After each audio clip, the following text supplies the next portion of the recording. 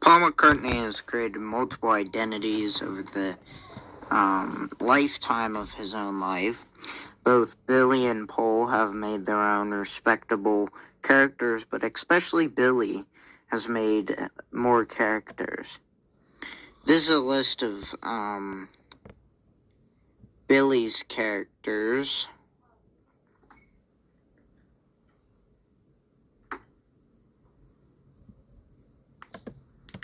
The first one was Bernard Webb, employed as a producer for Peter and Gordon.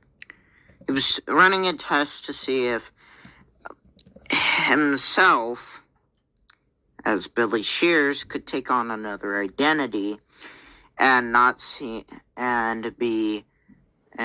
show that Paul's fame was the main thing. It was proven wrong. Percy Thrills Thurgerton, fictional artist who released a big band instrumental version of McCartney's album Ram in 1977. McCartney and his wife created persona, even placing advertisements in UK music publications to announce Thurgood's activities. The Fireman, a collaboration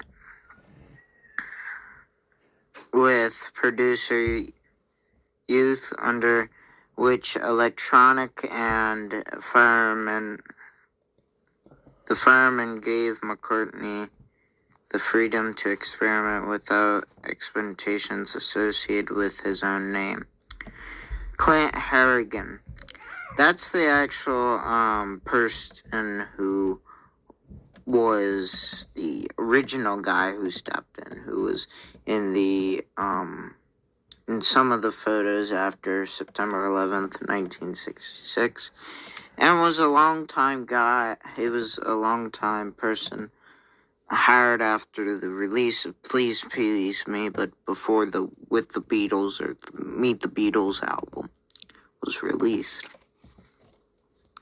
Apollo C. Vermouth, credited as producer for the Bonzo Doodah band, which is Paul's Vivian Stanshall,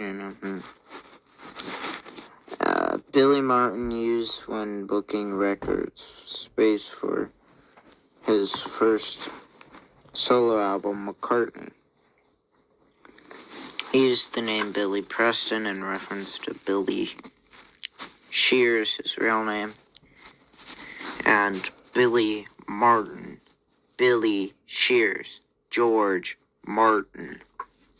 He was combining his own name, Billy Shears, and George Martin's name, George Martin, Billy Martin, Billy Shears, George Martin, Billy Martin, So that's all for today, so I hope you enjoyed my useless rambling about the name Billy Martin, and I hope you can see that on a suitcase somewhere. That's in reference to a photo where Paul McCartney had the print of Billy Martin. It was very small. Alright, that's all for today, so thank you for watching.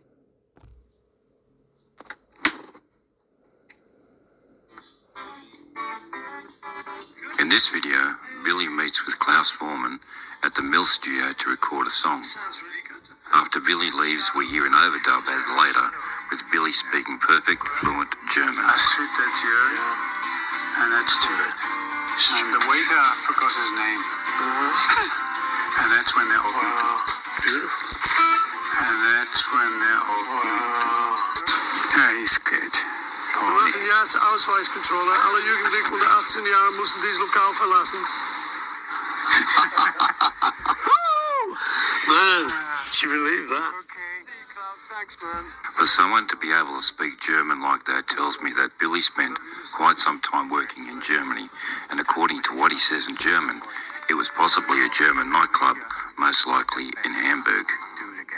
Billy likes to throw us hints and clues, and I think Billy is trying to tell us he was there with the Beatles in Hamburg from the very beginning. But the original story was was we were working in Hamburg with the Beatles. We were working in Hamburg with the Beatles.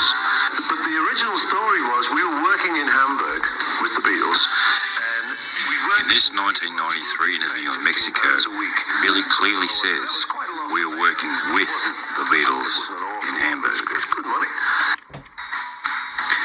Now in this video, we have Billy playing Louis Armstrong's trumpet, and the song he chooses to play is When the Saints Go Marching In. In late 1960, the Beatles recorded a single with Tony Sheridan in which they were credited as the Beat Brothers. Side A was My Bonnie, while side 2 was When the Saints Go Marching In. A coincidence, or was Billy trying to tell us something? Food for thought.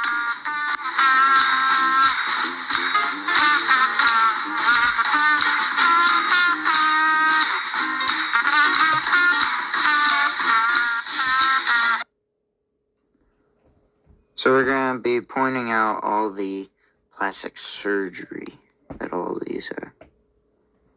There's a line right here and a line right there. I think that's pretty normal. This was the first plastic surgery Billy had. Then there's his eyebrows are lifted up. I'll tell you why that's important. And he has extremely baggy eyes.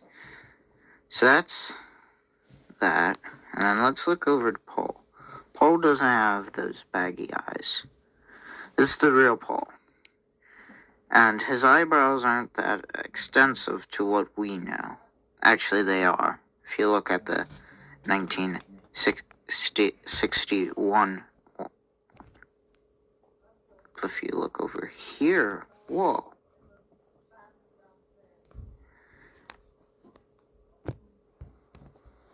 So they're kind of hanging off. I don't know. This one doesn't look like Paul. This one's crazy. Okay, so you can see that he has a beard, which makes it 10 times harder, which was his intent to do. The mustache also covers up stuff. I want to mention that. I can't wait till he doesn't have a mustache and it's in color.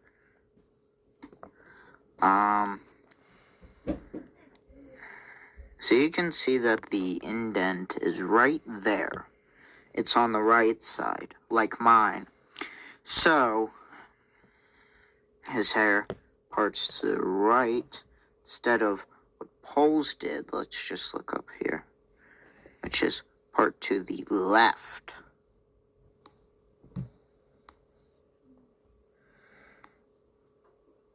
If you can look at both of these images, you can see that his head doesn't look quite right. You can see that his forehead has this kind of bump, like it's going in on itself. You can't see it on this side because the hair is covering it. So, you can still see that. The little thing. That's not that good. Hold on.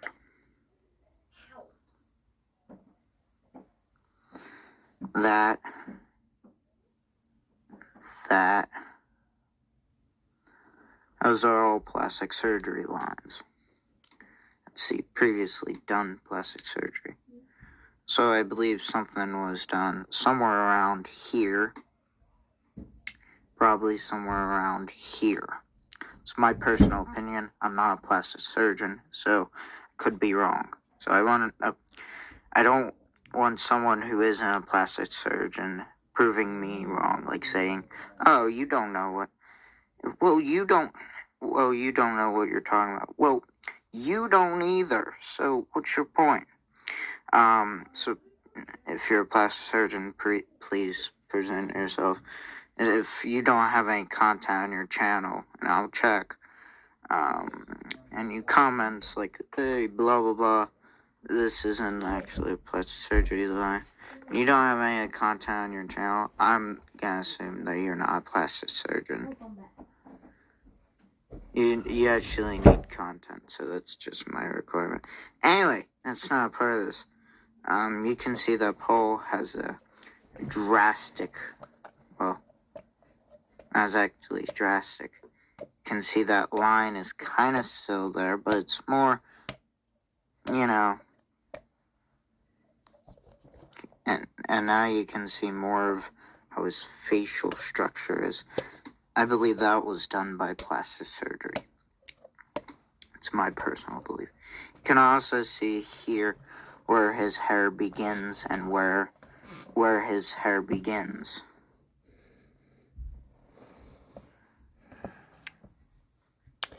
Kind of has a widow's Once again, peak. you got these lines. Once again, you got these lines. It's a little long, but you know. And you can't see it because of the microphone right here. But there's a little indent somewhere around there. I believe it's right there. No, a little bit up. Like right under the lip. Probably there was some plastic surgery on the lip. Now you can see that bottom lip is much thinner. Now you can see more of the plastic surgery. See there? He has that mustache that he had before. Kind of a return to the 1968 version of Paul. And you can see that he must have had something right there. And his ears are covered, but you know. There's hundreds of photos of the real Paul and this Paul. So, you know. And his eyelids are like,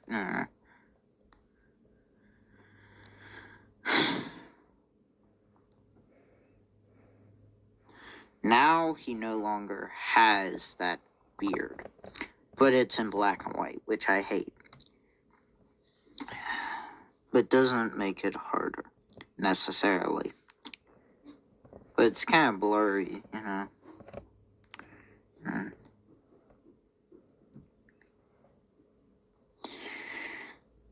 And then it seems they had some plastic surgery, I would assume, somewhere around here,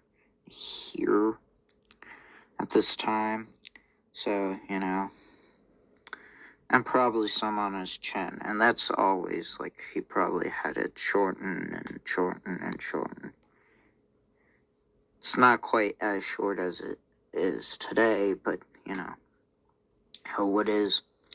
You see these lines again.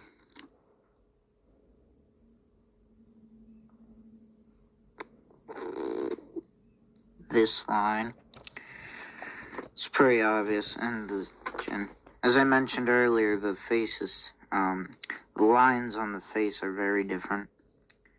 You can finally see something more clear. You can see that his eyebrows were changed.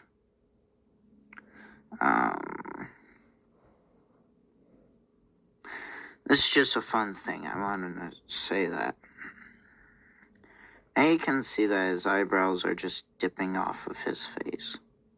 Like they're going really low. Like, holy.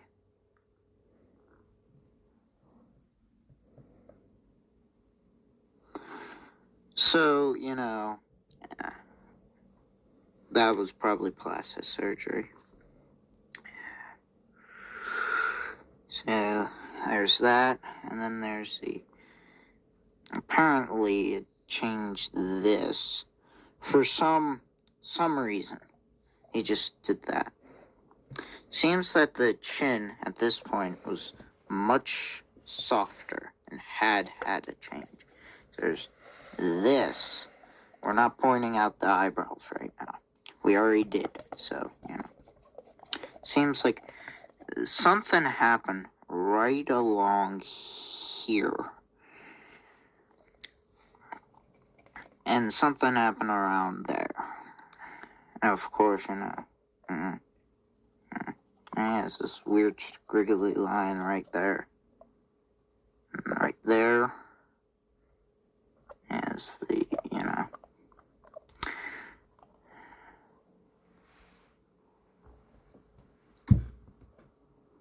And I think it's important to point out the lips because they're like the same. If you look at this, they're very thin, like the 1971. They're getting less thin, and same about that one. This one, I hate Paul's look, Billy's look with a goatee because it's horrible. It's not so good.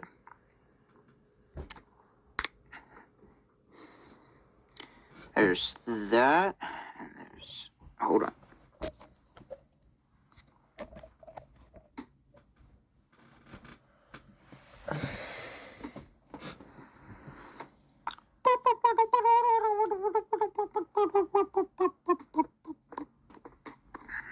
That was purpose. That was done with purpose. I don't know why, but it looks like the 1967 version. He looks like him from Strawberry Fields. And then he has this weird thing. That was plastic surgery. And then he has this chin. Just more plastic surgery. It's longer face. Okay. So it must have had plastic surgery again because, let's do till 1980 and then we'll stop. And he had this thing going. His face was... that was... his face... the side of his face has always been weird. See, lips are still thin, but they're like noticeable. So yeah. And then there's it's not really the dents anymore on that one. Just this dent there, the plastic surgery dent. That's what I mean. This one is just probably trying to piss me off. There's these lines. And then there's that mustache, so I can't really say anything like, hey, then there's that. I'm trying not to, yeah. And then Paul had this weird thing where his face went, oh. So, and once again mentioning the eyebrows, as if you look, only 5 years earlier, they were more hanging off, and, these caterpillars, and then just that, just weird.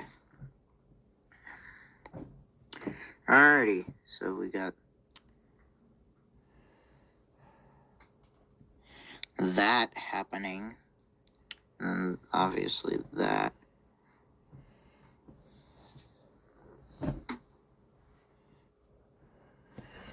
And the eyebrows. Face is long. For some reason, I don't know why. You're gonna have to ask Paul. This one's a fun photo. Because, and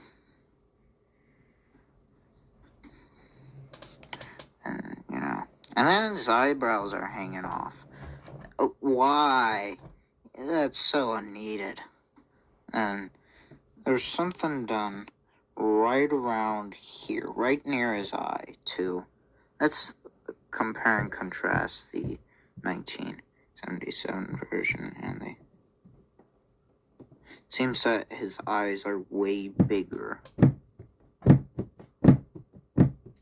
Does that help? Oh, if you look at anything after 1961, yeah, kind of does. And I think they might have tried to do that with the 1968 version. Anyway, Let's look at 1979 and then eventually 1980. You know.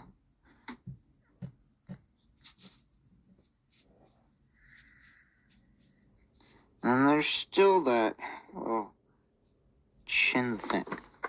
It's weird. And he always had this little, he had that bump always. It was like more straight here. When did he get, like, changed? Because originally, his chin went in like a U or V shape. Yeah, something like that. And then you move on to a year. So he makes more of a U shape, a very long U. Then if you go over here, it makes a different U shape. And again, if you move over here, you can see it clearer. You can see it makes it closer to the A shape. Something must have gone wrong, or he did that on purpose. And this is where we get the new Paul, the Paul that looks like him from 1965. And it's got a lot of plastic surgery marks. Probably some down there. I'm not sure. It really just goes, and there's that. And they're starting to get better at plastic surgery by this point. I think the late 90s is where they get really good at plastic surgery. And into the 2000s and then after that. So I hope you enjoyed this video. If you did, please like and subscribe. We're trying to get to 250 subscribers. So, thank you, and goodbye.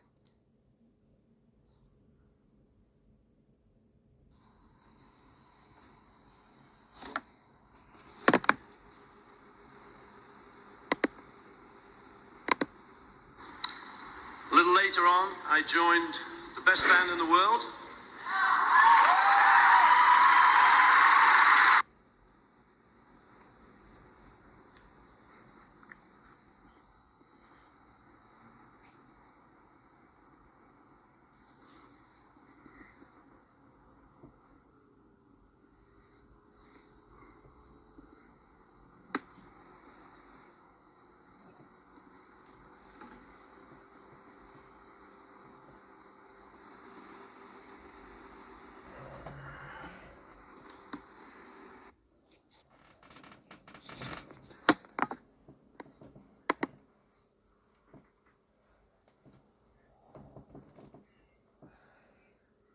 Need a UGC video for you.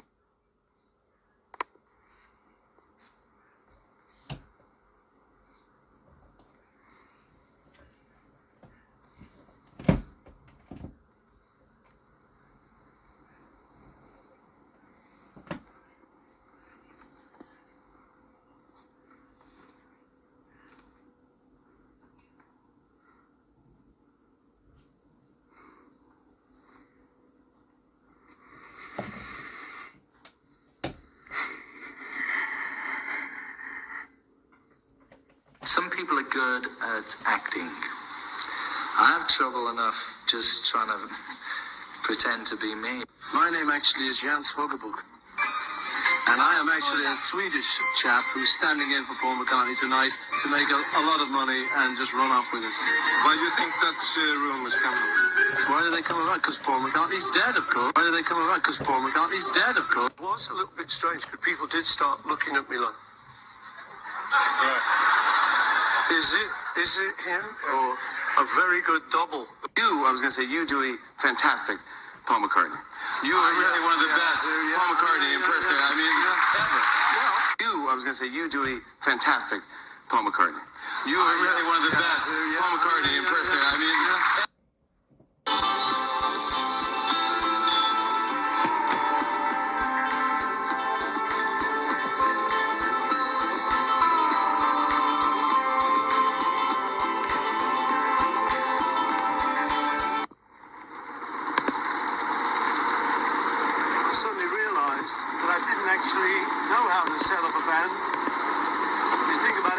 actually done it before. I joined the Beatles as an already set up affair.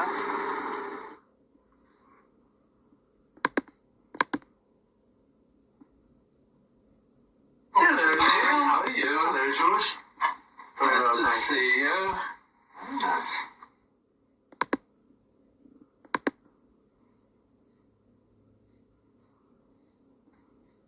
Hello, Neil. How are you? Hello, George. Nice to see you. Nice. Hello, it's a vegetarian leather jacket. Yeah? Yes. Oh, is that a film? Yeah, I've got you. That's the one I can see. Go and turn it off here. I can see. No, I don't want to turn it off. Yeah. I've seen that sharp. You've seen the advert for us to hold it. Who is this? That's John. Oh, is it? John Lennon of the Beatles. Oh, that's what's her name? Who is this? We don't know that. Oh, Some other lady. God, they were Lady horrible. of the night. Horrible girls, weren't they? No, George, this is a very fine leg. It's a nice bit of stocking top. Just because you've graduated in the world. They're fine ladies.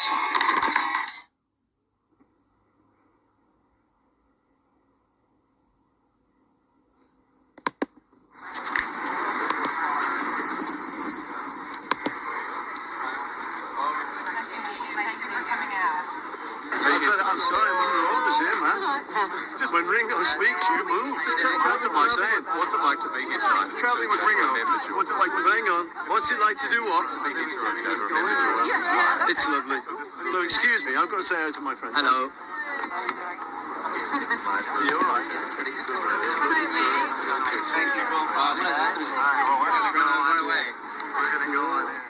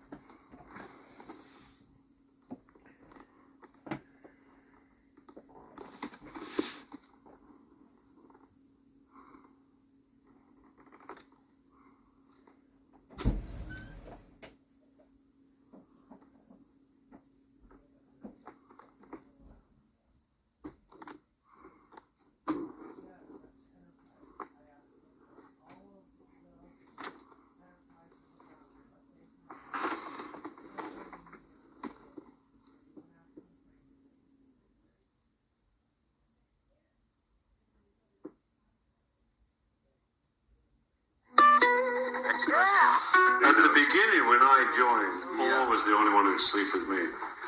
Well, there was actually a little bit of a thing to that. I was never very prejudiced. No, I thought that was the best move, really, because when you joined and you were like the new fella and nobody, and I thought, well, if I hang out with you, then they'll all be like, you know. So I thought it'd be good to, you know, Put Paul with him. yeah, Because then it would be all right then. Yeah, it So would, anyway, because then but then it wouldn't be changed. like- It would be with anybody. I mean, for a while, with John and I, we just sort of, went on for it.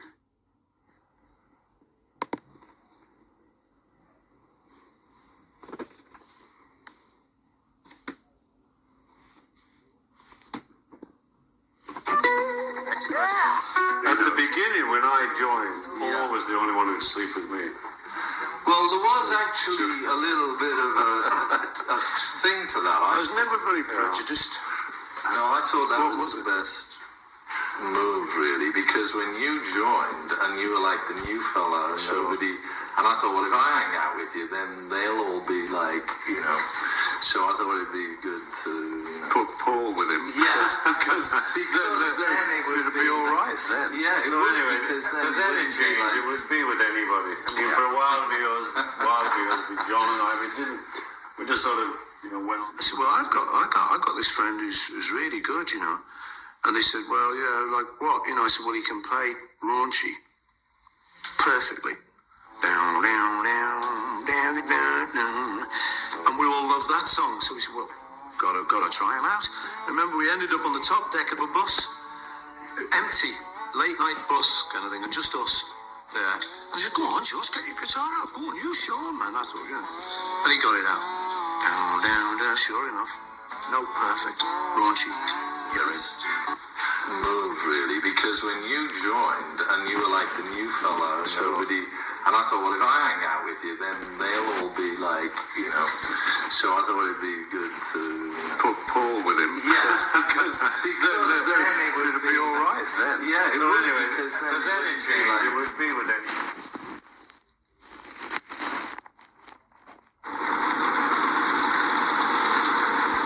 I suddenly realised that I didn't actually know how to set up a band.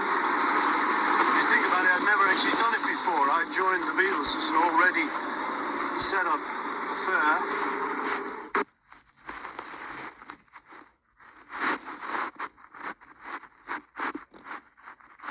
When did Paul McCartney join the Beatles? I should know that. Yeah, I mean, I was like a teenager, and John had a group that was actually called the Quarrymen, and I joined them when I was a teenager, so I would be, I don't know, 16, 17 or something. And then that became the Beatles. The Quarrymen, some of the members fell away, George joined, and then eventually Ringo joined. So that would be like, I think the Beatles was when I was about 19.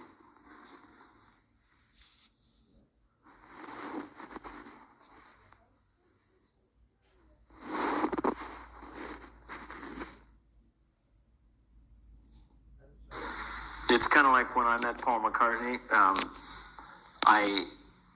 I'd never even been on Saturday Night Live, and he was hanging out at Lorne Michaels' house, and I had the presence of mind at that moment not to go, who wrote A Hard Day's Night, So I said, I talked about his album 1980 and the song Tug of War, and I said, that lyric in the chorus, one day we'll stand up on top of the mountain with our flag unfurled, but it won't be soon enough, and he just lit up. He just lit up. Oh, that was a song, I just pictured a big flag, up on the top of a mountain, And then that was it. That was it. We were fast friends after that. So I think with Billy, people like it. If you take one of his obscure songs or obscure album and be very specific about a lyric that he wrote, people love that. It'd be the same thing with Slayton. If you brought up some obscure bit from 20 years ago. Yeah, you like that, huh? That was good. It's all right. Yeah. Oh, what's it like to be Bobby all day long? Well, mostly he's just quiet in a room.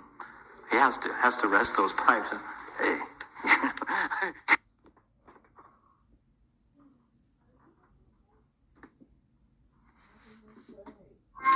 William.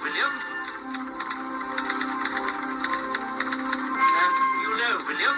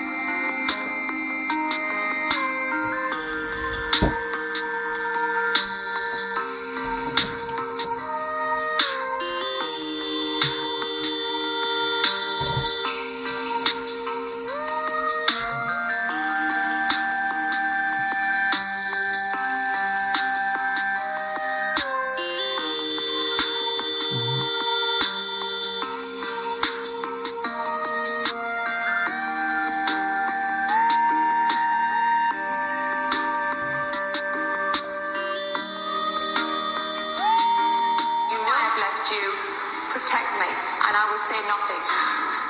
Something so awful happened. Someone I'd loved for a long time, I found out had betrayed me immensely, and I don't mean infidelity or anything like that, like beyond belief. So somebody betrayed you, and of course everyone here is going to believe that that's Paul McCartney. In a way, not infidelity, that is so much deeper than that. It wounded you and pushed you towards suicide. Yeah, it did. And he knows that. So it's Paul. But I've got to protect myself. I have to protect myself. People don't want to know what the truth is because they could never, ever handle it. They would be too devastated.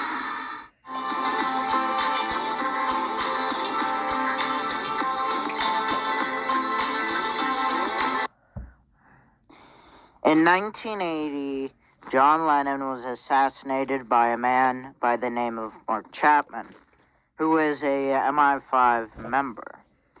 He'd previously considered multiple people, like Johnny Carson, Ronald Reagan, and Paul McCartney, to assassinate. But eventually he landed on John Lennon after his comments about the Beatles being bigger than Jesus. His motives were more put on John Lennon after the phone call in late November of 1980, where he called Paul McCartney, George Harrison, and Ringo Starr, telling them that he will reveal the truth, which is that Paul McCartney had died in a car crash on September 11th, 1966. MI5 later found out about this and sent a man by the name of Mark Chapman from their base in Hawaii. They flew him out to New York City, where Mark Chapman met John Lennon and had his autograph taken. And there he realized that he was a nicer person than it seemed to be to him, but it was too late. After the manipulation drugs, you can go look up mind control hippie drugs or the mind control government project. Anyway, he was told by MI5 to kill John Lennon. In early December of 1980, he pulled the trigger on John Lennon a day after getting his autograph. John Lennon would walk into the building and fall down dead on the stairs. He'd be rushed to the hospital, where he was declared dead on arrival. In 1993, 13 years after John Lennon was killed, Heather Mills, originally known as Rita, who was in the car when Paul McCartney crashed after she had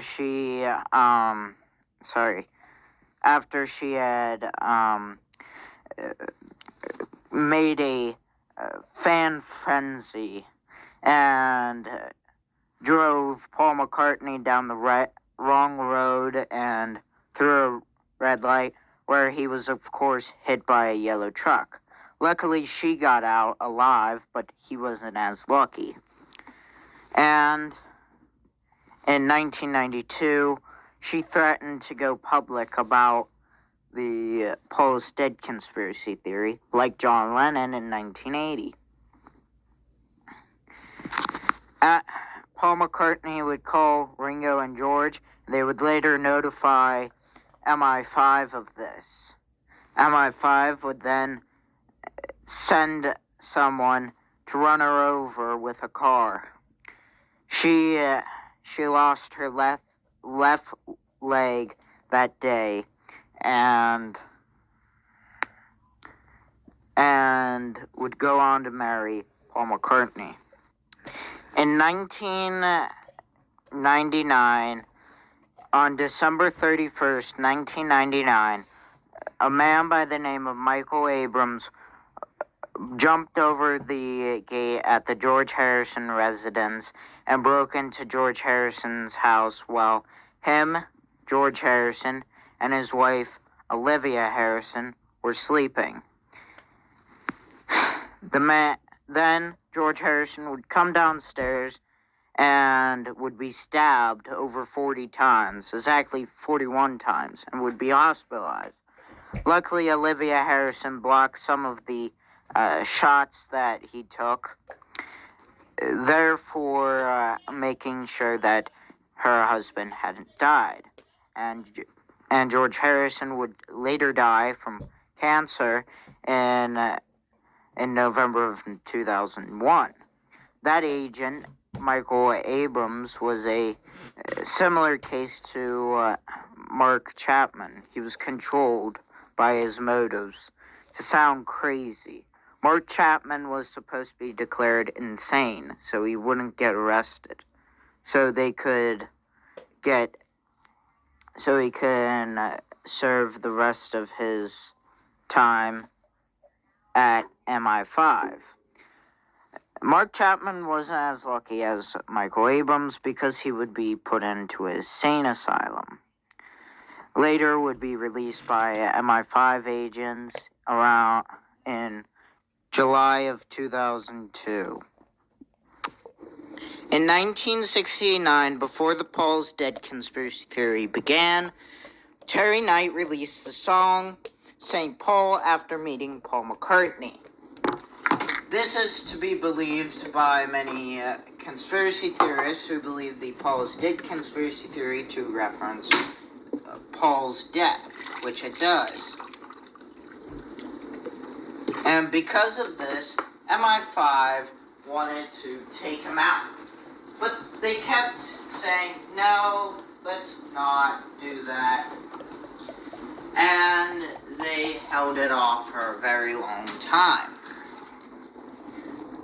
After many, many years, they made sure that Terry Knight's daughter would meet someone, and that person would be the man who would go on to kill Terry Knight after an argument in, I believe, 2004, but I could be wrong.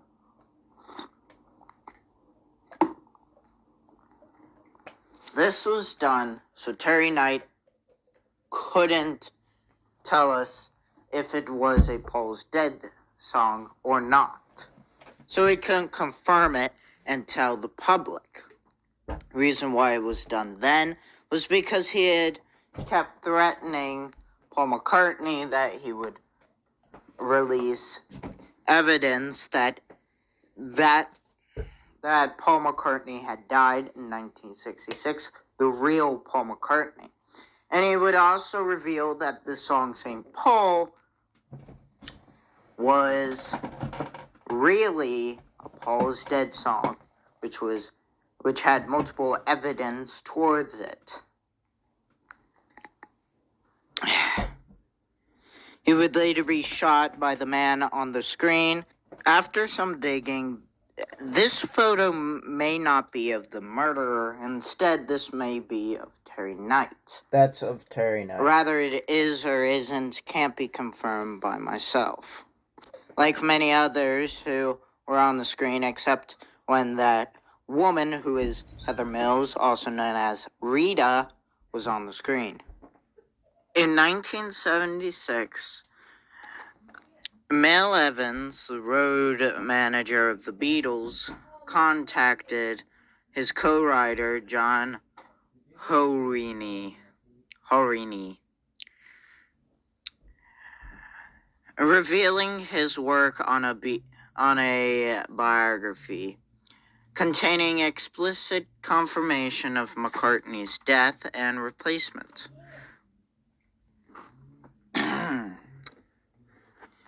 John believed that Evan had lost his mind, thinking the claim was absurd. MI5 handler ordered expended neutralization via location police contact. Scene staged as a mental breakdown, firearm planted for justification, manuscripts seized and classified.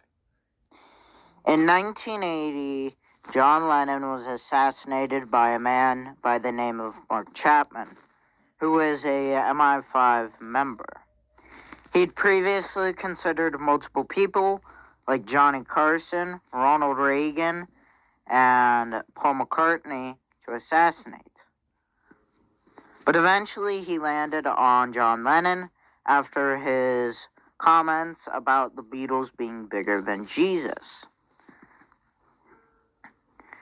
His motives were more put on John Lennon after the phone call in late November of 1980, where he called Paul McCartney, George Harrison, and Ringo Starr, telling them that he will reveal the truth, which is that Paul McCartney had died in a car crash on September 11th, 1966. MI5 later found out about this and sent a man by the name of Mark Chapman from their base in Hawaii. They flew him out to New York City, where Mark Chapman met John Lennon and had his autograph taken. And there he realized that he was a nicer person than it seemed to be to him, but it was too late. After the manipulation drugs, you can go look up mind control hippie drugs or the mind control government project. Anyway, he was told by MI5 to kill John Lennon. In early December of 1980, he pulled the trigger on John Lennon a day after getting his autograph. John Lennon would walk into the building and fall down dead on the stairs. He'd be rushed to the hospital, where he was declared dead on arrival. In 1993, 13 years after John Lennon was killed, Heather Mills, originally known as Rita, who was in the car when Paul McCartney crashed after she had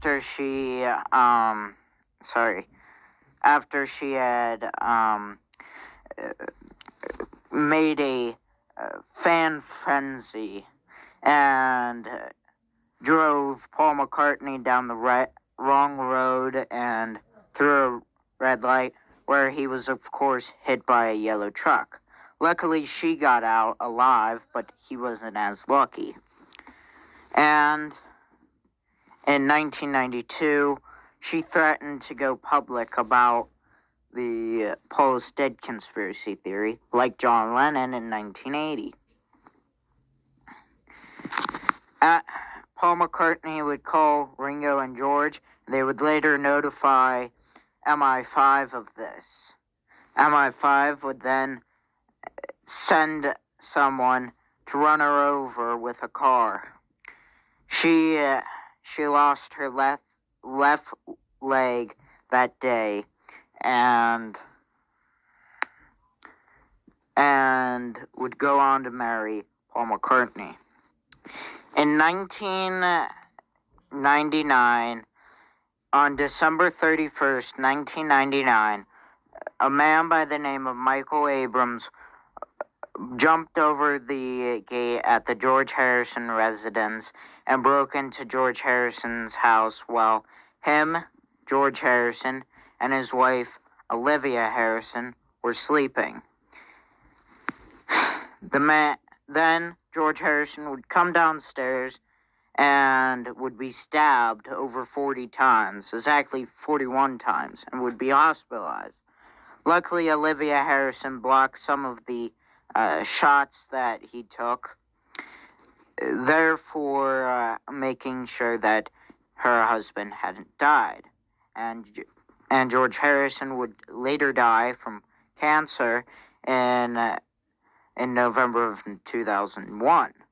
That agent, Michael Abrams, was a Similar case to Mark Chapman. He was controlled by his motives to sound crazy. Mark Chapman was supposed to be declared insane so he wouldn't get arrested. So he can serve the rest of his time at MI5. Mark Chapman wasn't as lucky as Michael Abrams because he would be put into a sane asylum. Later would be released by MI5 agents around in July of 2002.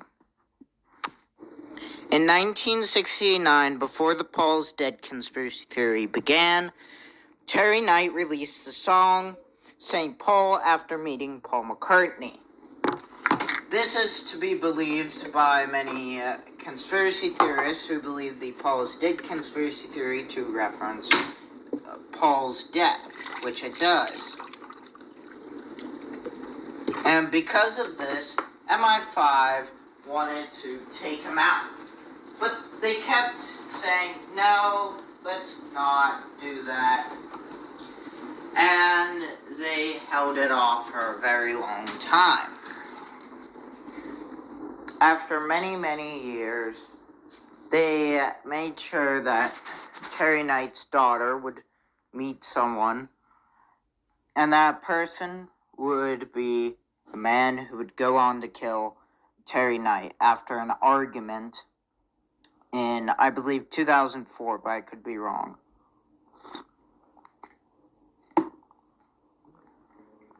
This was done so Terry Knight couldn't tell us if it was a Paul's Dead song or not. So he couldn't confirm it and tell the public. The reason why it was done then was because he had kept threatening Paul McCartney that he would release evidence that Paul McCartney had died in 1966, the real Paul McCartney. And he would also reveal that the song St. Paul was really a Paul's Dead song, which had multiple evidence towards it. He would later be shot by the man on the screen. After some digging, this photo may not be of the murderer. Instead, this may be of Terry Knight. Rather, it is or isn't, can't be confirmed by myself. Like many others who were on the screen, except when that woman, who is Heather Mills, also known as Rita, was on the screen.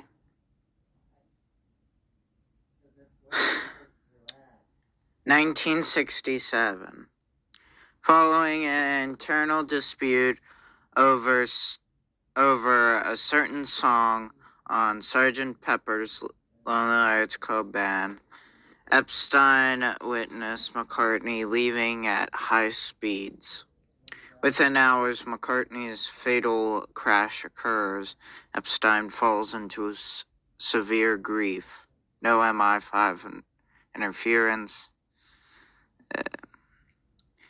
Due to him believing that he was the sole reason why Paul McCartney had died, he started taking drugs to cope with this, which ended up in his death.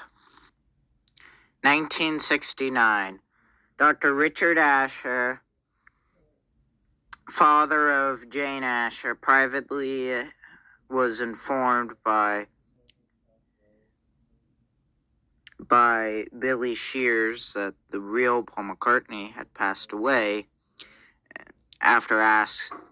during their conversation about Paul McCartney engaging Jane Asher. Asher became emotionally unstable, found dead by apparent suicide. No MI5 operational orders issued. Former Wings guitarist he was informed privately of Paul McCartney's death Because of this, he fell into drug abuse, mirroring Epstein's downward spiral. Overdose determined accidental. No MI5 orders issued. 1967. Following an internal dispute over a certain song on Sgt. Pepper's Lonely Hearts Club Band, Epstein witnessed McCartney leaving at high speeds. Within hours, McCartney's fatal crash occurs. Epstein falls into severe grief. No MI5 interference. Due to him believing that he was the sole reason why Paul McCartney had died, he started taking drugs to cope with this, which ended up in his death. 1969. Dr. Richard Asher, father of Jane Asher, privately was informed by Billy Shears that the real Paul McCartney had passed away during their conversation about Paul McCartney engaging Jane Asher. Asher became emotionally unstable, found dead by apparent suicide. No MI5 operational orders issued. In 1976, Mel Evans, the road manager of the Beatles, contacted his co-writer John Horini, revealing his work on a biography containing explicit confirmation of McCartney's death and replacement.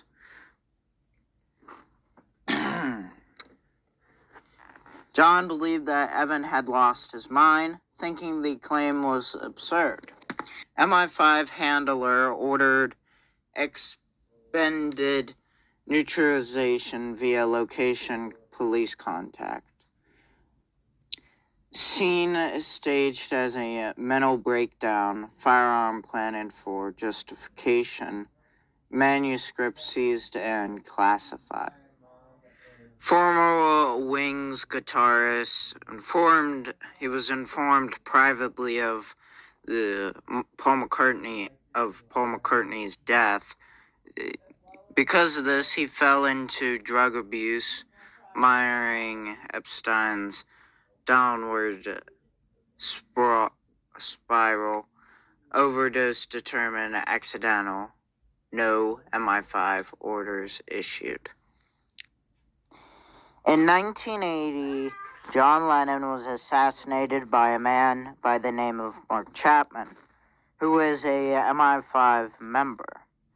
He'd previously considered multiple people, like Johnny Carson, Ronald Reagan, and Paul McCartney, to assassinate. But eventually he landed on John Lennon after his comments about the Beatles being bigger than Jesus. His motives were more put on John Lennon after the phone call in late November of 1980, where he called Paul McCartney, George Harrison, and Ringo Starr, telling them that he will reveal the truth, which is that Paul McCartney had died in a car crash September 11th, 1966. MI5 later found out about this and sent a man by the name of Mark Chapman from their base in Hawaii. They flew him out to New York City, where Mark Chapman met John Lennon and had his autograph taken. And there he realized that he was a nicer person than it seemed to be to him, but it was too late. After the manipulation drugs, you can go look up mind control hippie drugs or the mind control government project. Anyway, he was he was told by MI5 to kill John Lennon. In early December of 1980, he pulled the trigger on John Lennon a day after getting his autograph. John Lennon would walk into the building and fall down dead on the stairs. He'd be rushed to the hospital where he was declared dead on arrival. In 1993, 13 years after John Lennon was killed, Heather Mills, originally known as Rita, who was in the car when Paul McCartney crashed after she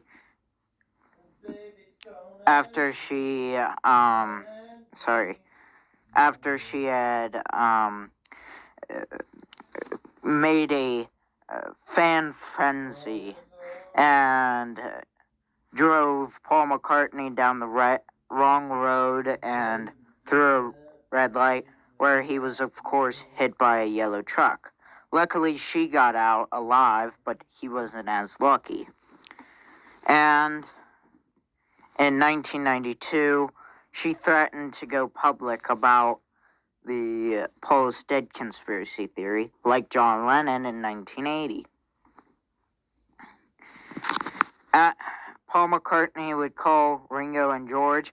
They would later notify MI5 of this. MI5 would then send someone to run her over with a car. She lost her left leg that day and would go on to marry Paul McCartney.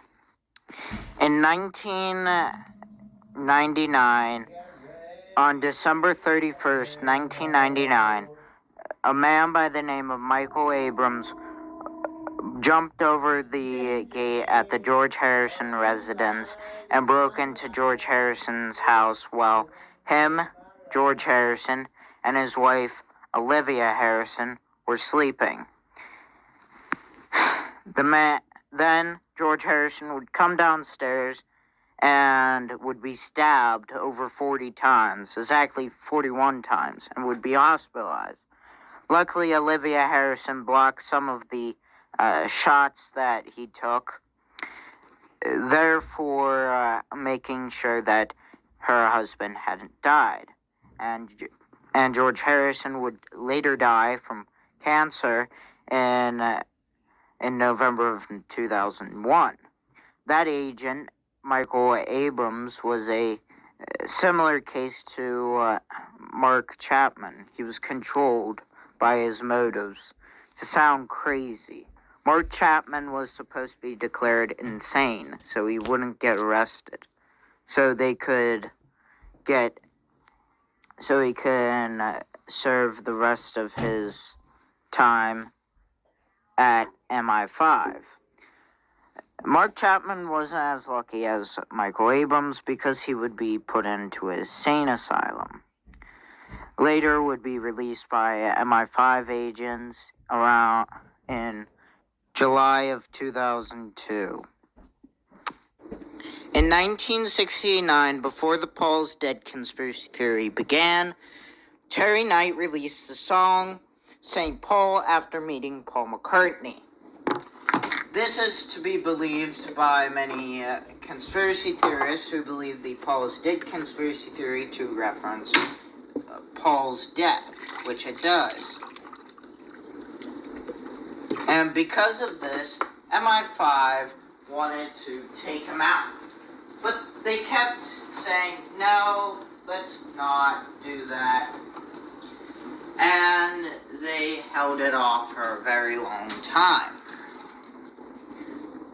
After many, many years, they made sure that Terry Knight's daughter would meet someone, and that person would be the man who would go on to kill Terry Knight after an argument in, I believe, 2004, but I could be wrong.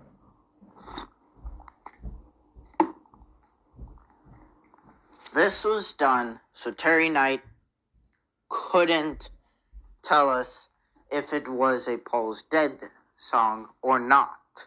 So he couldn't confirm it and tell the public. The reason why it was done then was because he had kept threatening Paul McCartney that he would release evidence that Paul McCartney had died in 1966, the real Paul McCartney. And he would also reveal that the song St. Paul was really a Paul's Dead song, which had multiple evidence towards it. He would later be shot by the man on the screen. After some digging, this photo may not be of the murderer. Instead, this may be of Terry Knight. Rather, it is or isn't, can't be confirmed by myself. Like many others who were on the screen, except when that woman, who is Heather Mills, also known as Rita, was on the screen.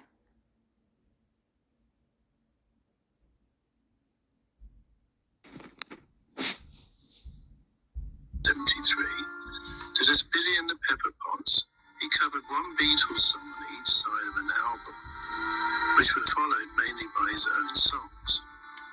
And a friend called Jimmy Fraser wrote 2 songs, one for each side. The album was called Mersey Mania and was released on Allegro Records and Hurrah Records. Pickwick Records was an American record label and British record distributor, known for its budget album releases and sound-alike recordings and bargain bin reissues. I remember you could buy these cheapo records at Woolworths when I was a kid. Not that I'd be seen dead with one under my arm. Memoir says its central character shortened the name Billy and the Pepper Pots to the Beats, for the Merseysound version of the same record. Billy and the Pepper Pots then made a sequel titled Beat, More Mersey Mania, which followed the same format.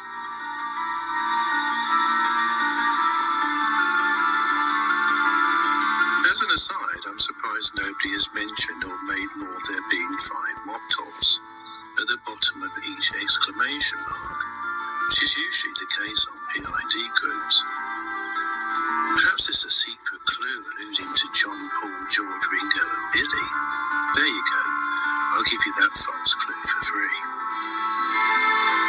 On page 74, Memoirs mentions the name Bill Shepherd, stating, "Living and making a living as Bill Shepherd, I never made it big, but I loved what I was doing. By interchanging the names Billy Shears, Billy and the Pepper Pots and Bill Shepherd, these names have become synonymous with that of Paul McCartney's alleged replacement in the minds of the book's devotees." According to the user-generated online database Discogs, Billy Pepper and the Pepper Pots, Mersey Mania was a Mersey beat cash-in LP organised by Bill Shepherd and released in 1964.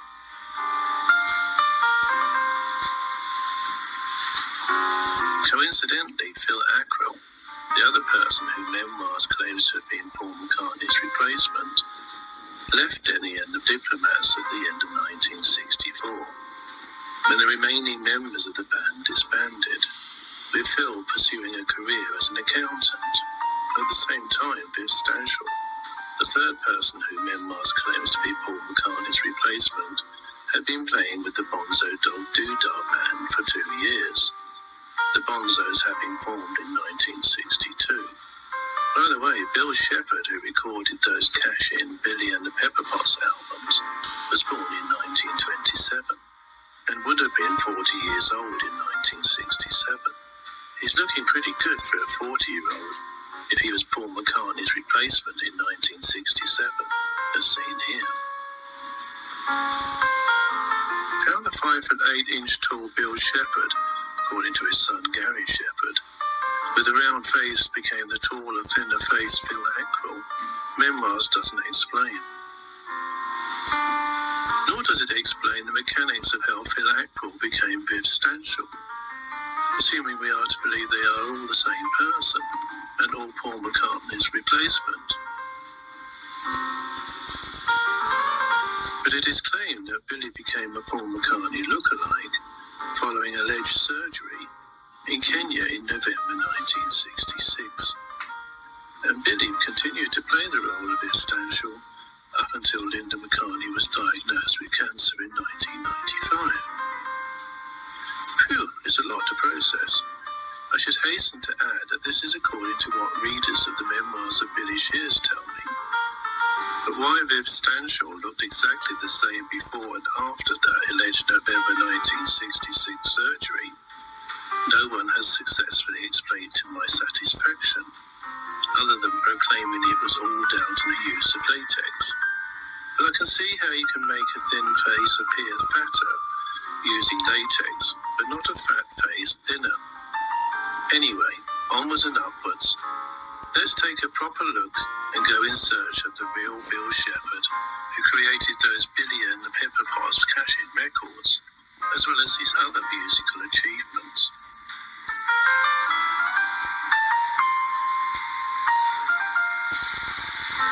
So who was the real Bill Shepherd? Dig deeper beyond historical fiction, and you'll find out that he was a British singer, songwriter, orchestra leader, arranger of pop and jazz music, and music director, best known for his arrangements for the Bee Gees, becoming the 5th member of the group in all but name. In effect, serving the same function as George Martin served with the Beatles. Born on the 13th of June in Surrey, in the UK, Bill Shepherd died in 1988 in Los Angeles, USA, making him only 61 years old when he died. After serving with the Royal Air Force, Shepherd worked as a journalist and decided to become a professional singer, first at Butlins English Resorts, and then as a member of the George Mitchell Singers. In 1953, he formed a vocal group of 3 men and 2 women, called the Coronets, who became well known through work on radio and television. The Coronets sung backup on recordings and had a few of their own records on Columbia. The Coronets comprised Bill Shepherd, baritone, Irene King, alto, Valerie Taylor, soprano, Ross Gilmore, tenor, and Michael Sams, bass. The name was derived from their formation during the coronation year, 1953. Bill Shepherd left the group in about 1955, moving from singing into doing instrumental and vocal arrangements for all types of music, from light classical to country, a skill that served him well later with the varied music of the Bee Gees. Another singer in the group, named Mike Sams, turned them into an institution known as the Mike Sams Singers, who often appeared on radio and TV in the 1950s, and recorded a large share of the backing vocals on British pop records through the 1970s. They even sang on the Beatles' I Am the Walrus in 1967. I have to say I absolutely detested the Mike Sams Singers. Especially as a teenager, I associated them with Sunday evening TV and having to go back to school the next day. Bill's first album as session leader was Shepherd and His Flock Swing on the Pie Nixer label in 1958. Besides the obvious pun, the title is a play on the jazz instrumental Swinging Shepherd Blues that was a pop hit that year. He signed with Pie, and a Bill Shepherd Orchestra instrumental single came out in 1958.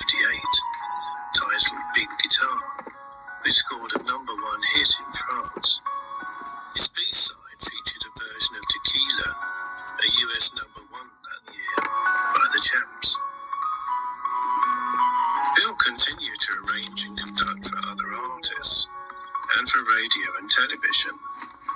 Hit songs bearing the credit accompaniment directed by Bill Shepherd included Love Me Again and Devotion by Petula Clark, with Bill's orchestra in 1958, Trudy by Joe Henderson, a piano instrumental with Bill's chorus also in 1958, The Story of My Life by Gary Miller, with Bill's orchestra and chorus built under the name of Kim Drake in 1958 and produced by Joe Meek, and I've Waited So Long by Anthony Newley, with Bill's orchestra in 1959, the UK #3. These are just a few sample credits. The Pie contract seems to have ended in 1962, but Bill continued to arrange for other artists' recordings and for radio and television. Around this time, he had his own radio program on BBC called Evergreen, for which he wrote the theme music. As you can see, Bill Shepherd was busy making music with various orchestra names in the late 1950s.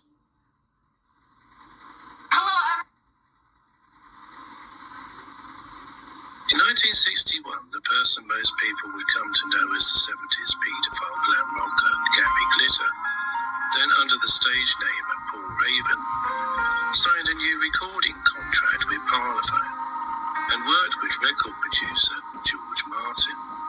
This is before Martin's association with the Beatles. Martin produced 2 singles for Paul Raven, Walk On Boy and Terror of Strength, but neither sold very well. And Gary Glitter's recording career as Paul Raven stalled. Under the stage name Gary Glitter, his career ended after he was convicted of downloading child pornography in 1999. And under his real name of Paul Francis Gadd, he was also convicted of child sexual abuses in 2006, and a series of sexual offences included attempted rape in 2015. Bill Shepherd is credited with directing the accompaniment of both the A-sides and B-sides of these 2 failed singles.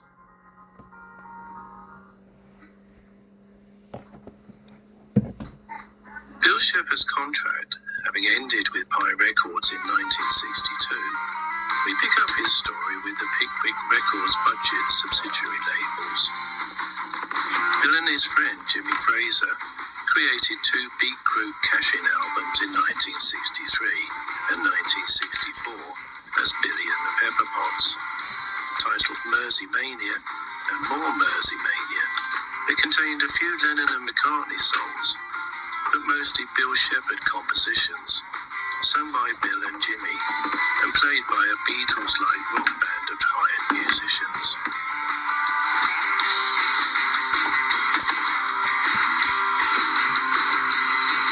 Roger Easterby wrote the liner notes for both Billy and the Pepper Pots albums, and went on to produce records with Des Champs for some dreadful groups, the better ones being Sounds Incorporated, Vanity Fair, Chicory Tip, and The Sweet being the best known in the UK.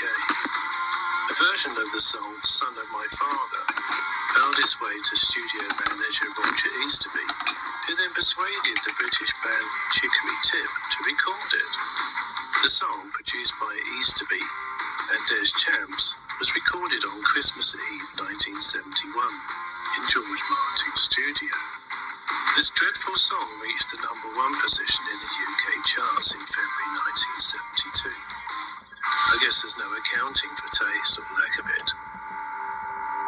England's hit, or England's shit, as written here.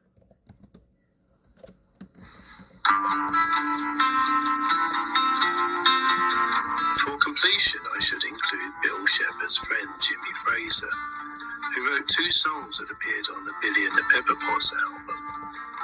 Jimmy Fraser, real name Fraser Potts, started out in the Fraser Hayes Four.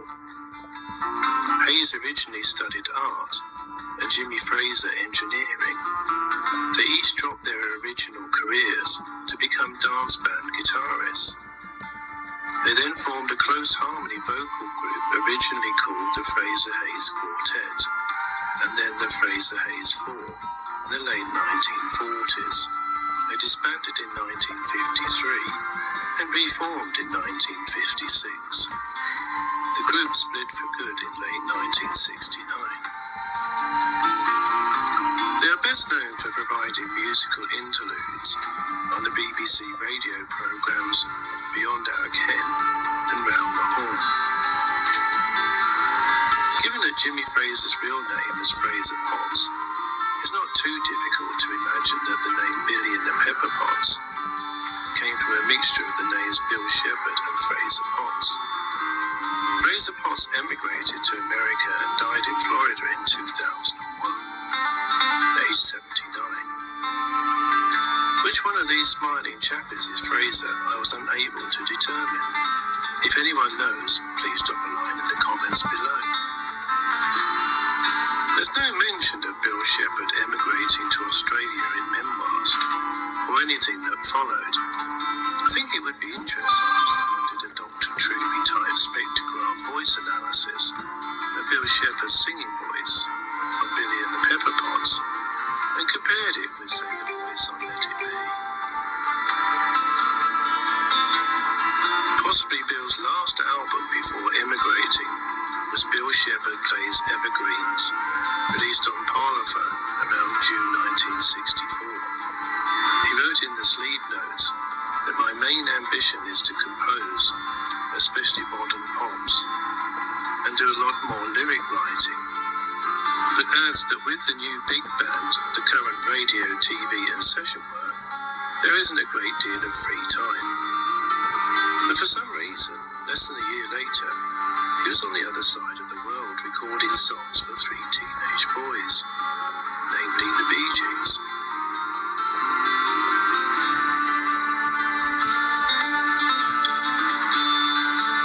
Bill Shepherd worked in Australia for about a year. At age 38, he was clearly an experienced arranger by the time he met the Bee Gees in the middle of 1965. Bill thought the Bee Gees had a lot of potential and gave them as much help as he could. The story is that record label Festival was close to dropping the group, and that Bill recorded a pair of songs and then talked Festival into releasing a single since it had already been recorded. The arrangement of Wine, Women and Song was designed to showcase all three brothers. 1965 was the turning point for the Bee Gees. Their singles had not sold well, and the future looked bad for them as a recording act. They were saved by a new producer, Bill Shepherd. Phil perceived that Barry's songwriting, the brothers' harmonies, and their growing abilities as instrumentalists all could fit perfectly in with the current Beatles-dominated pop music world. With his encouragement, they finally got a top 20 single and an album. It was at this point that they recorded their first Australian hit, Spicks and Specks, which was released in September of 1966. However, the family had already decided to move back to England in hopes of further advancing the Bee Gees' career. By the time the Gibb brothers realised Spicks and Specks was a hit, they were already sailing back to the UK.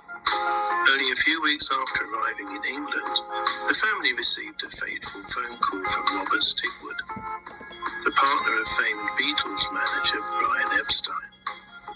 Stigwood had heard the tapes the Gibbs had sent and was wowed by their songwriting and singing.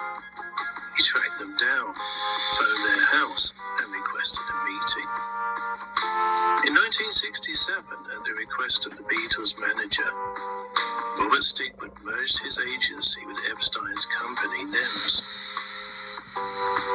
Within weeks of joining NEMS, he started managing the Bee Gees, and within months their first international single, New York Mining Disaster 1941, which was taken from their first album recorded in England, became a major British and US hit, reaching the top 20 in both markets. In 1980, the Bee Gees sued Stigwood, claiming he was holding back on their royalties. But the two parties settled out of court and publicly reconciled. Although titled Bee Gees First, the first Bee Gees album to be recorded in England was in fact their third studio album. Recorded between the 7th of March and the 21st of April 1967, Bee Gees First was released in the UK on the Polydor label on the 14th of July 1967. By the end of 1967, the album had been a top 10 hit in the United States, United Kingdom and Germany. And rightly so.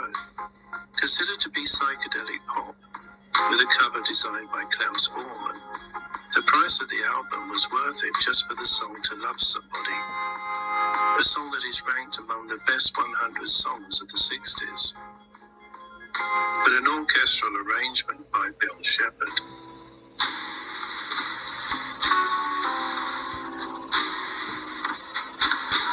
Compelled by the rumour-mongering on Internet Paul is Dead forums, Gary Shepherd posted on several of them in an attempt to set the record straight about his late father, Bill Shepherd, stating that his father indeed was the main writer for the Billy and the Pepperpots Jokey Cash-In album during the Beatlemania craze, and had emigrated to Australia in the 60s, got a contract for the festival label and took over recording the Bee Gees, and returned to England where he became their main orchestrator and arranger for their earlier hits. Gary Shepherd clearly stated that his father, being 5 foot 8 inches tall, was not a replacement for the taller Paul McCartney, and Billy Pepper and the Pepperpots were not part of the Paul is Dead conspiracy, a fact that all his family know.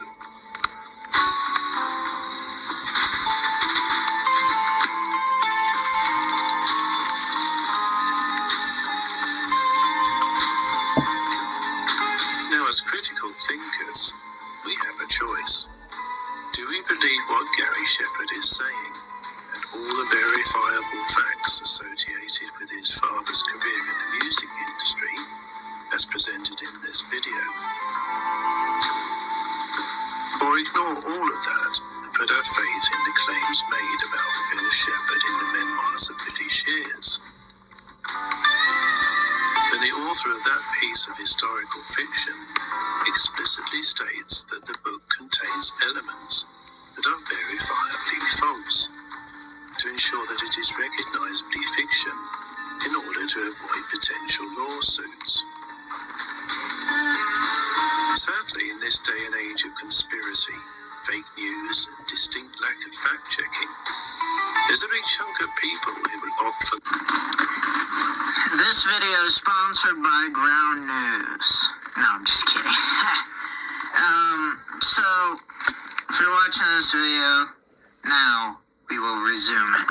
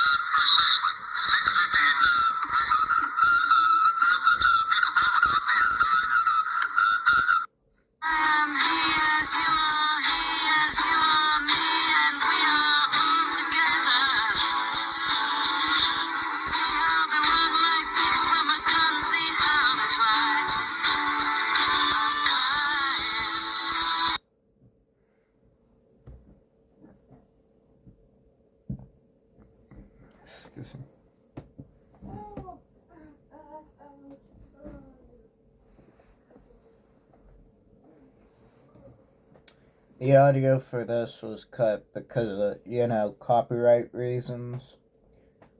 I'm gonna talk over it because there's no audio for this. So,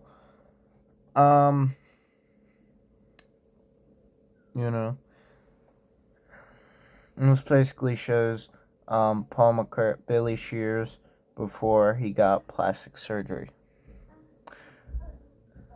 If I ever call Paul McCartney, if I ever call Billy Shears Paul McCartney, I mean, Billy Shears, after 1967. After 1967. Following an internal dispute over a certain song on Sgt. Pepper's Lonely Hearts Club Band, Epstein witnessed McCartney leaving at high speeds. Within hours, McCartney's fatal crash occurs. Epstein falls into severe grief. No MI5 interference. Due to him believing that he was the sole reason why Paul McCartney had died, he started taking drugs to cope with this, which ended up in his death.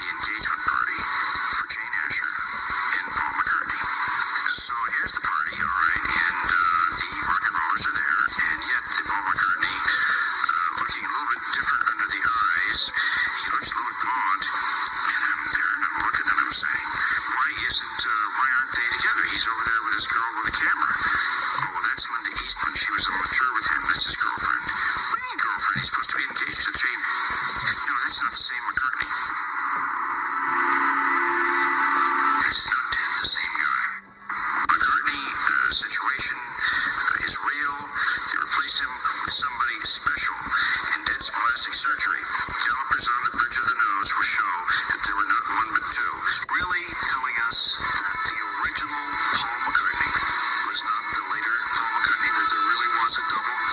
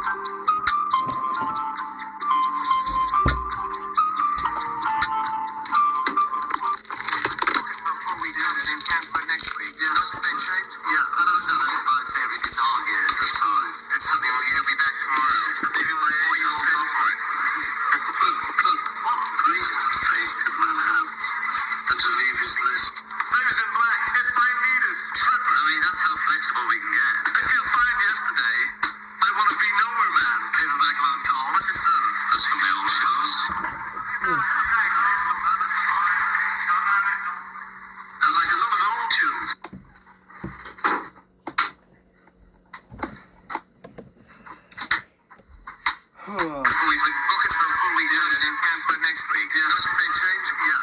My favourite guitar here is the sign. It's something where you'll be back tomorrow. Or you'll settle for it. Faith could man have than to leave his list. Those in black, if I need it. Tripper. I mean, that's how flexible we can get. I feel fine yesterday. I want to be nowhere man. Paperback long tall. What's it from? That's from the old shows. And like another 1969. Dr. Richard Asher, father of Jane Asher, privately was informed by Billy Shears that the real Paul McCartney had passed away during their conversation about Paul McCartney engaging Jane Asher. Asher became emotionally unstable, found dead by apparent suicide. No MI5 operational orders issued. That was a good video, but this one has got some more specific information in it, I believe, which is key to the video. So, without further ado, let's get on to it. Okay, so this is in relation to McCartney, inverted commas, his tour in 1976, which started in Copenhagen on the 20th of March and on the 21st of March. Now, on the 18th of March, Jim McCartney, his father, died. It's very sad for him. As you would imagine, you'd be pretty cut up about that. And his funeral was on the 22nd of March. So, McCartney would have realised that his father died on the 18th of March, and the funeral was to happen on the 22nd of March. Now, the presenter coming up now, this is the Danish character who presents this. Now, I've got a direct translation of what he says, so I'm just going to read that out.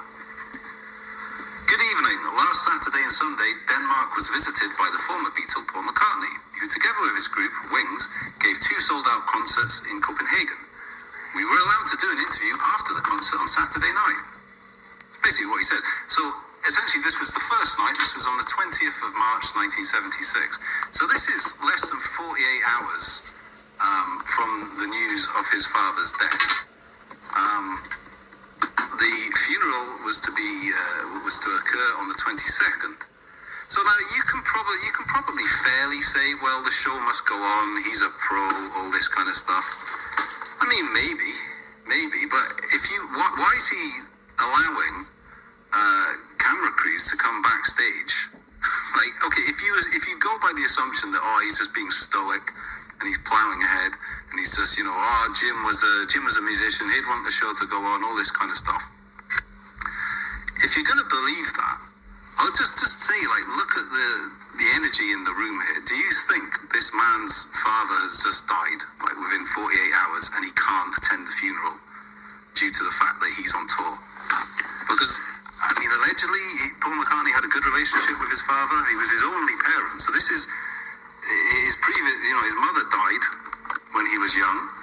So this is a man his only surviving parent has just died 48 hours ago, and he can't attend the funeral. So you'd be very conflicted, surely. You'd be stoic. Assuming that the show goes on, so he's being stoic and he's plowing ahead. He's being a trooper. I don't get that energy. Like, Linda McCartney's father-in-law has died. And they're allowing interviewers. So if they just go, okay, let's just get the show done, just get the show on, difficult time, get back to the hotel, whatever, phone up, family members. But no, they're granting interviews, and they're like prattling around in them.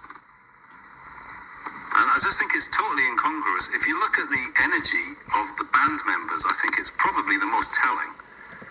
Because, like, if your boss's father had died, you'd be kind of a bit solemn about it. You'd be kind of like patting him on the back, But they're all having drinks and they're all prattling around and sort of like humouring this kind of Danish interviewer. The tour's sold out. Like, they've sold both nights out, so they're not selling tickets here. Saturday night and Sunday night sell-out tour. So, like, why are they granting interviews and, like, messing around and being wacky and zany and somewhat insufferable? completely incongruous with the facts that this guy's father has died and he can't attend the funeral. And the video will go on and it will show you what they were doing on the day, I think it was the day before when they arrived on the 19th. So this is a day after his father's died. And they're going on a tour of Copenhagen and they're sort of knocking on the Queen of Denmark's door and they're trying to get invited in for tea. You know, they're like prattling around in Denmark. It's completely incongruous. It's completely incongruous. So anyway, you watch the video. Make of it what you will. Which one is Paul McCartney then? That's me sometimes. Well, the real Paul McCartney's... There he is. That's me. And the real Linda Eastman, sorry. Linda McCartney. Linda McCartney. I'm sorry. She got married 7 years ago, I took the big step. How do you know my name's Linda Eastman? Know me back in the Because that's a film you're using. Oh, correct. Well, I'm Linda McCartney, so look out. I always thought it was cold in Copenhagen, blimey. It's actually, Your name's Edmund? My name is Edmund. Hello, Edmund. Hello, Copenhagen. Tivoli. How did you like the show tonight? It was alright. The audience. It was alright. Did you like it? Very much so, yes. Oh, well, we liked it. Yeah, it was... It was a good one. I've been told that you went to visit the Danish Queen today. Well, What happened? well, you see, we were touring around and we went to see the mermaid first. And then we went to see the Queen and we saw a car go in. So we rang the bell, you know, and we heard she's only 34, so we thought She might like to have a probably sip still of tea alive. with Might her. like, you know, might like a cup of tea, something, you know, bit of Danish bacon, you know. So we rang on the door and there was a man there. He said, no. And we said, but, you know, we'd like to see the Queen. He said, no. And he was closing the door.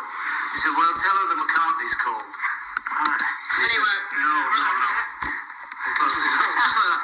All like that. So we we're said, hoping to see her tomorrow. let her in. I'm going to try tomorrow Yeah, I hope she's coming tomorrow. to show you. Yeah. She's bring her earplugs, she'll be alright. Rock and roll, a bit of rock and roll for the Queen. That's the new one. That's the first album where all of you sing. True. We do, we all have a number on the album. We all sing a song. Do you like the fact that everybody's Oh! Can I have a sip of your beer? Here you go. Plug the bleeding thing in. Well, I like the fact that you did it in the show tonight. How did the idea start with everybody singing? Everybody can sing. Yeah. Yes, but it says in the press release I'm quoting now that you normally don't ask a drummer to sing. Unquote. That's right, yeah. The drummer plays backwards. Actually, on the track that Joe sings, Paul plays the drums. So what we'll do, if we do Joe's number, Paul will get in the drums and Joe will come forward and sing like a nightingale. Versatile. With vibrato. One of the numbers were written with you together with the Colin Allen. That's right. Ex-Focus now. Absolutely. Yeah. Ex-Down the Crows before that. Yeah. But you've written several songs together with Colin Allen. Yeah. Sure. Is it the only one you work together with when you work? No, we did Medicine Jar, Venus and Mars. We co-wrote that together. We co-wrote this one, Wino Janko. But he said, is he the only one you work with? Oh, absolutely. What about you, Danny? Because you've written songs by yourself and you've written songs together with Paul as well. Yeah. One of the songs on the album is Paul's Jump Singing. The Note You Never Wrote. One of them I wrote. I can't remember what that one's called. Time to Time to Hide. Hide, yeah. See? You know, it's a bit of everybody really when you get down to it. And Danny wrote Time to Hide. Watch it. It's good Danish beer. Oh, you're kidding. You gotta be kidding, surely. Special Brew is good Danish beer, but this ain't. Do you mind? When we were in Australia, we were in a kitchen, and in the kitchen, you know, it had salt, vinegar, sago, macaroni. You know how people have that all around the kitchen. And I just took the words off the wall. They were all there on the wall. And then there was a plaque that said the second. So not really that good. Yeah, just take it off the wall. The way we could Victor Borge does his stuff, I'm sure. But that's the one that you sing, Linda. Yes. May I ask, what's the song? What's the song about? There's a line in it that says, "No matter where I serve my guests, they seem to like my kitchen best. I'm the cook of the house." And she's a pretty good cook. Yeah, I like cooking, so it's really about. I mean, the word women's lip props. Well, I don't think there's anything wrong with cooking, is there? We like to cook. I believe in men's lip. It's about time, man. Yeah. Men's lib, men of the world. Rise up, men. Unite. Come on, men. Look at these women. Come on, men. Let's do it. It's us. Look at them. That's fine with me. Let the men cook. It's all right. Yes. Excuse me, won't you? I'm sorry for that outburst. That's it, women. Let the men cook. Let the men clean. Men's live from Nigeria. Because it's Nigeria. Our percussion band. Wonderful. Wonderful Copenhagen. Hey, Copenhagen. Copenhagen. Copenhagen. Tak. Danske. Viking. And